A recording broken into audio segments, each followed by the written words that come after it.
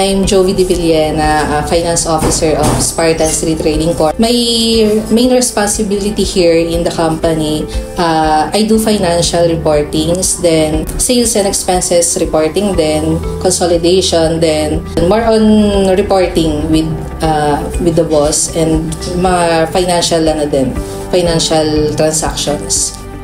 Spartan Street Trading Corp. Here we have items like rescue equipments. We also sell mga canopy lights. But right now, ang pinaka-main product namin is yung rescue equipment. So, we supply LGUs, mga government departments, yun, na nangangailangan. So, we're into bidding. Nakikipag-bid kami sa mga LGUs na kailangan ng mga equipments namin. Actually, we do have already software for financial accounting system.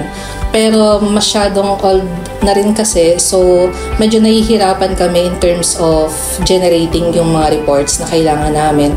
Then naglalag na rin at saka hindi na nakakapagbigay ng mga accurate data yung system namin. So we intend to use yung mas okay na system din, accounting system.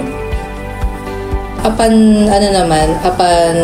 training and yung usual way na ginagamit na namin sa SAP, tingin ko mas mapapadali yung reporting namin.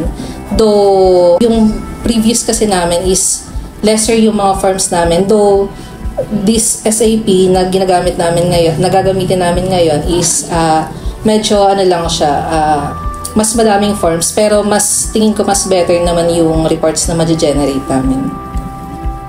So far okay naman kasi teams naman is very accommodating, and yung mga queries naman is nasasagot din. Pag may mga kailangan kami is okay din, nakasupport din naman. So far okay talaga si Dynamic.